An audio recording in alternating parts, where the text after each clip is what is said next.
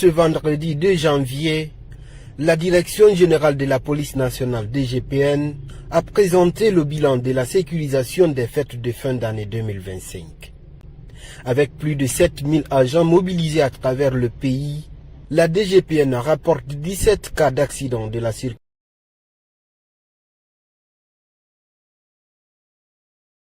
au Grand Conakry. Le bilan humain, lui, s'élève à 5 morts et 23 blessés, avec des dégâts matériels importants. Un mort et 14 blessés dans le Grand Conakry, 3 morts à Fourekaria et 1 blessé, 1 mort à Kindia, 2 blessés à Bofa, 1 blessé à Kankan, 2 blessés à Farana et 3 blessés à Zirikuri. Le communiqué indique également que des troubles à l'ordre public ont été enregistrés aux alentours d'1h du matin, le jour du Nouvel An, sur l'axe Le Prince. La DGPN salue l'intervention rapide et professionnelle des agents déployés dans la zone. Les agents déployés sont vite intervenus et ont réussi à rétablir l'ordre sans incident. Malgré ces efforts, des familles continuent à être endeuillées. L'an dernier, lors des mêmes périodes de fêtes, la police nationale avait recensé 9 cas d'accident et 5 décès. La nouvelle année s'est ouverte en Guinée sans la traditionnelle adresse du président de la République à la nation. Un silence qui interroge une partie de l'opinion dans un contexte où la parole présidentielle demeure un repère institutionnel et politique fort. Sur le plan juridique, un juriste rappelle que la Constitution, en son article 68, distingue clairement 2 types de discours présidentiels. Vous avez le discours sur l'état de la nation et le discours à la nation ou l'adresse à la nation. Pour ce qui concerne le premier discours fondé sur l'état de la nation, l'alinéa premier de l'article 6 indiqué prévoit très clairement que c'est obligatoire. Il est obligatoire pour le président de la République de tenir une fois par an un discours devant la conférence des institutions convoquée par le CNT. Selon cet expert du droit constitutionnel, l'adresse à la nation relève d'une simple faculté constitutionnelle. Le texte fondamental précise en effet que le président peut s'adresser au peuple, ce qui signifie qu'il n'est pas juridiquement tenu. Son absence, y compris à la fin de l'année, ne constitue donc ni une violation de la Constitution, ni un motif de sanction. Il est prévu au dernier alinéa de l'article 69. Le président n'est pas tenu de faire un discours en s'adressant à la nation, mais la Constitution prévoit plutôt que le président peut, ce qui veut dire que le président peut aussi ne pas le faire. C'est un discours qui n'est pas obligatoire, qui appartient au président de la République qui juge de la nécessité. En clair, si la parole présidentielle reste un symbole fort et une attente politique légitime, le droit, lui, est sans ambiguïté. L'adresse à la nation relève du choix exclusif du chef de l'État, un silence qui peut surprendre ou choquer l'opinion publique, mais qui, sur le plan juridique, ne constitue aucune faute. Après la proclamation des résultats provisoires de l'élection présidentielle du 28 décembre 2025 qui ont porté Mamadi Doumbouya à la tête du scrutin dès le premier tour avec 86,72% des suffrages, quels sont les candidats qui ont droit au remboursement de la caution électorale fixée à 900 millions de francs guinéens? La procédure de remboursement est strictement encadrée par l'article 278 du Code électoral. Selon cette disposition, la caution est restituée aux candidats dans un délai de 110 jours suivant le dépôt de leur compte de campagne auprès de la Cour des comptes. L'alinéa 5 du même article précise que tout candidat ayant obtenu au moins 5% des suffrages exprimés bénéficie du remboursement intégral de sa caution. Au regard de ces dispositions et selon les résultats provisoires, seul Abdoulaye Robalde, candidat du Frondeg, crédité de 6,59% des voix, peut prétendre au remboursement de ces 900 millions de francs guinéens en plus du vainqueur du scrutin. En revanche, les 7 autres candidats qui n'ont pas atteint le seuil requis ne pourront pas récupérer leur mise. À rappeler qu'en octobre dernier, la directrice générale des élections, Mme Kamara Djenabou Touré, avait rappelé cette règle sans ambiguïté. La nouvelle génération pour la République NGR a pris acte des résultats provisoires de l'élection présidentielle proclamée par la Direction générale des élections. Dans une déclaration officielle, le parti affirme son attachement aux valeurs républicaines, à la paix et à la stabilité institutionnelle. Une position mesurée dans un contexte politique souvent marqué par des tensions. Le président de la NGR, Abi Silla, a salué les efforts de l'administration électorale, un geste peu habituel lors des scrutins présidentiels en Guinée. Le parti a également remercié ses électeurs pour la confiance accordée, tout en signalant des irrégularités observées dans certaines localités, notamment à Télémélé, Boké et Zérékoré. La NGR estime que ces dysfonctionnements ne remettent pas en cause la crédibilité globale du processus électoral. Ils sont les grands oubliés de la grève des enseignants du public, voire ses victimes collatérales. Les enseignants du privé, s'ils ne sont pas directement concernés par les revendications, ils en subissent néanmoins les conséquences. Rémunérés à l'heure du cours dispensé, ils voient leur emploi du temps bouleversé. Alors qu'une nouvelle crise menace le système éducatif, ils tirent la sonnette d'alarme. Ce n'est pas une bonne idée parce que déjà nous sommes en retard par rapport à l'évolution des programmes. Surtout que les congés ont été annoncés presque au milieu du mois de décembre. On n'est même pas allé en composition. Les compositions étaient prévues pour la semaine qui devait suivre. Mais on n'est pas allé en composition, ils ont précipité les congés, vu les élections et la perturbation aussi des cours. Donc déjà on est légèrement en retard par rapport à l'évolution des programmes. Et si on dit encore que le lundi prochain, que les enseignants menacent d'aller en grève, je crois que ce n'est pas une bonne idée. Première mesure annoncée, l'anticipation des congés de décembre. Mais sur le terrain, la situation reste difficile. Certains enseignants affirment ne pas avoir perçu leur salaire du mois dernier. D'une part, ça nous impacte beaucoup. Parce que d'autres n'ont pas reçu leur argent, leur salaire jusqu'à présent. Mais quant à moi j'ai reçu à la veille de 25. Tous appellent à une sortie de crise rapide et concertée entre le gouvernement et les syndicats. L'appel que je vais lancer à l'État et aux syndicats de s'asseoir sur une table de négociation pour qu'il y ait une entente. Parce que quand il y a l'entente et la paix, les enfants pourront étudier correctement, les enseignants aussi payer les enseignants à temps. Je demande à ce qu'il y ait entente, que l'État accepte de céder une partie et que les syndicats acceptent de céder une partie. Et même si les négociations se poursuivent, tout porte à croire que la journée du lundi prochain sera elle aussi fortement perturbée. Le grand marché de l'Abbé, l'un des plus importants du pays, est aujourd'hui confronté à une anarchie persistante.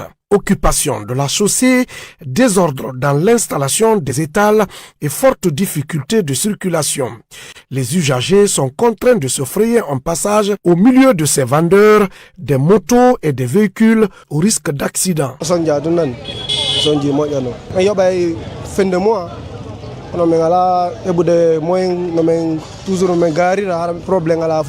Interpellé sur cette occupation anarchique de la voie publique, l'administrateur du marché décline toute responsabilité. Il nous embarque à bord de son véhicule pour effectuer un tour au marché et constater l'ampleur de la pagaille qui règne dans ce haut lieu de commerce. Dans ses explications, il pointe du doigt la délégation spéciale de l'Abbé qu'il accuse d'être à l'origine de cette situation. Ça, disons, nous, mes chefs font partie. Hein?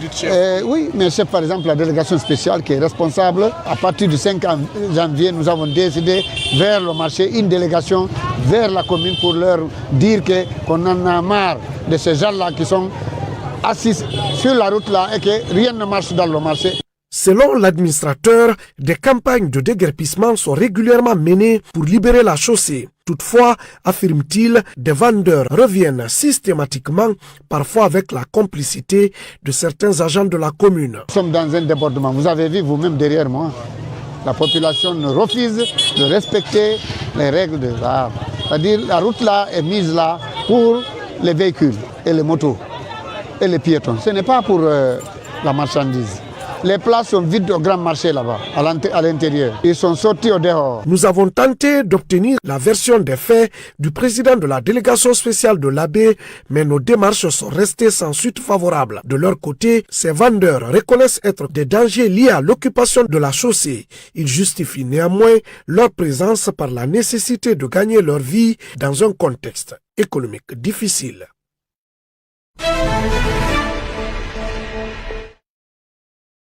Diari, sous-préfecture située à une trentaine de kilomètres de la commune urbaine de l'Abbé, est aujourd'hui fortement touchée par l'exode rural. De plus en plus, des jeunes quittent la localité pour rejoindre les grandes villes dans l'espoir de trouver un avenir meilleur. Une situation principalement liée au chômage des jeunes, selon cet habitant de la localité. Aujourd'hui, si vous voyez qu'il n'y a pas beaucoup de jeunes ici, c'est parce que c'est le chômage qui domine. Donc c'est ce qui nous pousse à sortir. C'est la raison pour laquelle si vous sortez ici, vous voyez qu'il y a que beaucoup de femmes, beaucoup de jeunes filles, peu de garçons. À partir de 18 ans, c'est peu de voir un jeune de 18 ans ici. Pourquoi?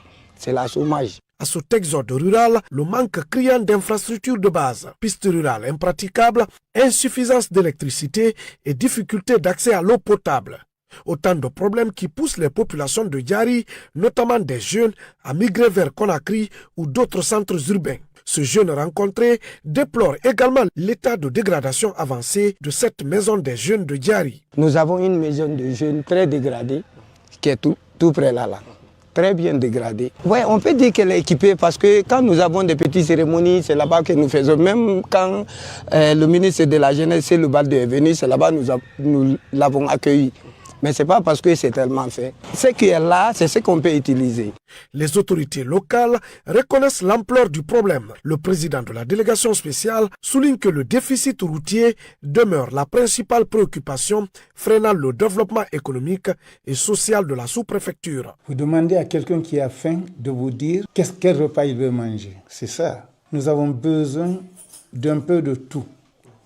Mais il faut savoir situer les choses, prioriser les choses. On a besoin de pistes rurales pour désenclaver nos districts, nos villages. Quand vous voulez quitter Diari, c'est compliqué. Votre voiture a beau être un beau véhicule, un bon 4x4. Vous ne pouvez pas le prendre, quitter Diari pour dire que vous allez à Donta. Face à cette situation, les citoyens de Diari interpellent les autorités compétentes afin de doter la commune rurale d'infrastructures sociales de base. Un appel lancé pour redorer l'image de cette collectivité qui a vu naître le premier président de l'Assemblée nationale, Elhadji Saifoula Diallo. Tatakourou est l'un des grands districts que compte la sous-préfecture de Doko dans la préfecture de Sigiri. Ici, les populations sont confrontées à de nombreux problèmes. Le plus préoccupant, notamment pour la gente féminine, reste le manque d'eau potable dans les ménages. Le problème de l'eau se pose avec acuité ici. Pour en avoir, il faut débourser de l'argent. L'unique forage dont nous disposions est en panne depuis très longtemps. Nous avons besoin d'aide car qui parle de ménage parle forcément d'eau. Aminata Traoré, une autre citoyenne, en parle avec beaucoup de peine. Aujourd'hui, pour avoir de l'eau chez elle, elle est obligée de sortir très tôt le matin et de parcourir de longues distances à défaut d'en acheter. Si l'on ne se lève pas tôt, on n'a pas accès à l'eau. Le nombre de forages est très insuffisant par rapport à la population. Le forage le plus proche est en panne. Désormais, à défaut d'aller très loin, nous achetons de l'eau pour un coût compris entre 40 000 et 50 000 par jour. À l'image des hommes, les femmes de Tatakourou sont fortement impliquées dans leur paillage. Selon leur présidente, elles souhaitent entreprendre d'autres activités, mais elles manquent des moyens nécessaires et de soutien.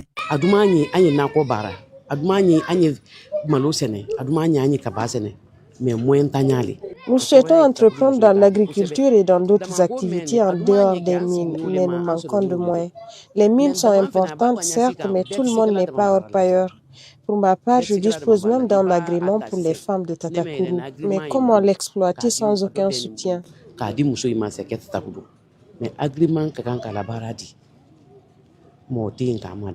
dépit de ces difficultés, Tatakourou est en pleine évolution. Actuellement, plusieurs projets sont en cours d'exécution dans la localité. Tous ont été initiés par le bureau du conseil du district en moins d'un an d'exercice. Construite pour permettre aux citoyens de traverser les autoroutes de la capitale en toute sécurité, certaines passerelles piétonnes de Conakry ont aujourd'hui perdu leur vocation première. Avec le temps, elles se sont transformées en véritables marchés improvisés exposant les usagers à de graves dangers. À la passerelle de Bessia, située sur l'autoroute Fidel Castro, le constat est alarmant. L'ouvrage est presque entièrement occupé par les étals de vente.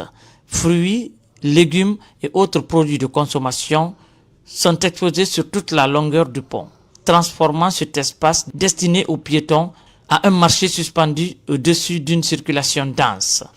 Selon cette vendeuse installée sur les lieux, les commerçants auraient été autorisés à occuper la passerelle par l'administrateur du marché. Nous, on n'avait pas de place ici. Sauf ici seulement, on débrouille ici quand même un peu. Mais jusqu'à 10h, on dit de nous lever pour faire partir ailleurs pour vendre. Donc nous, on n'a pas de place ici. Elle affirme également que ce dernier passe régulièrement pour percevoir des taxes auprès des femmes commerçantes. On paie ça le matin comme le soir. On paie 2 000, 5 000, 10 000, ça dépend quand même. Mais quand on vient, on va payer ça. Il y a un homme et une femme. C'est ceux-là qui récupèrent l'argent ici. Un passant, visiblement inquiet, dénonce cette occupation anarchique de la passerelle, qu'il considère comme un danger permanent pour les piétons. Oui, mais c'est un peu gênant. Il faut que l'État prenne sa disposition contre les choses comme ça.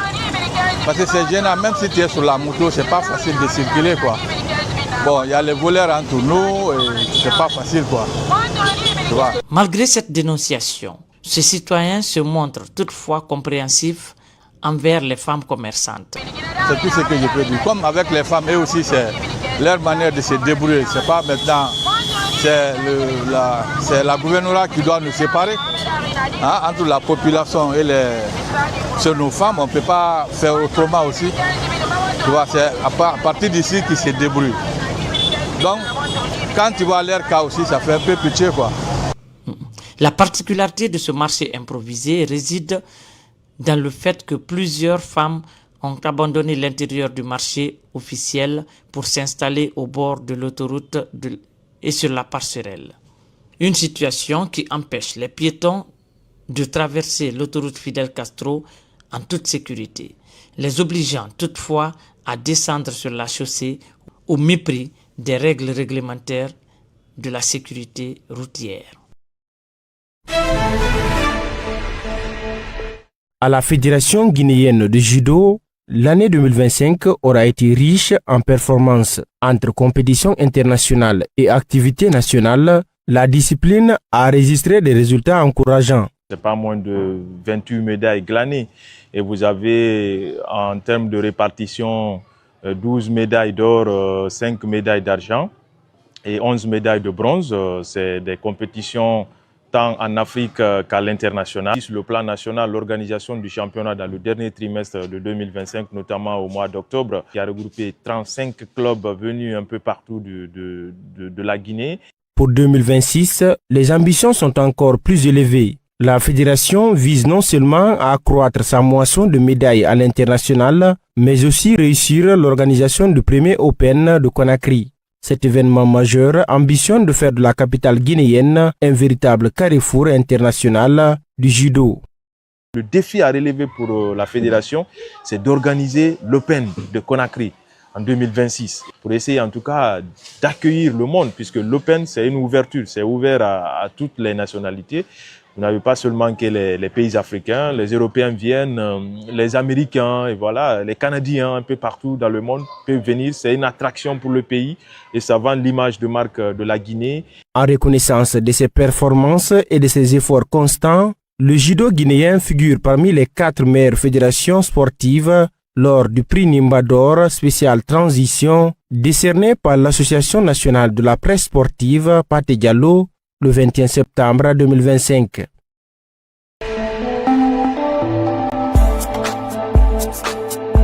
Un mois après le coup d'État en Guinée-Bissau, la société civile exige à nouveau la restauration de la démocratie. Ce 1er janvier 2026, des militants de la société civile ont tenté de manifester pour exiger la -4 prise de pouvoir et tentative d'insurrection depuis son indépendance en 1974.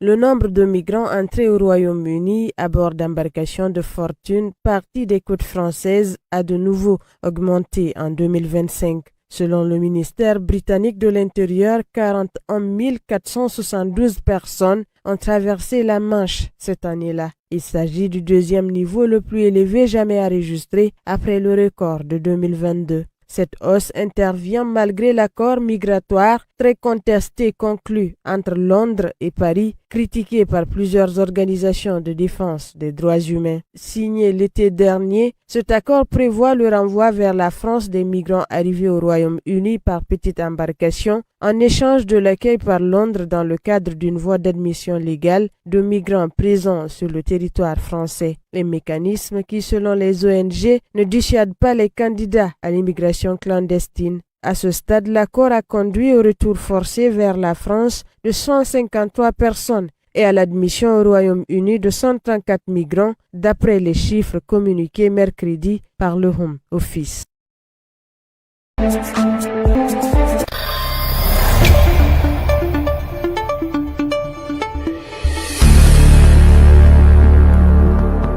Avec Canal+, changez de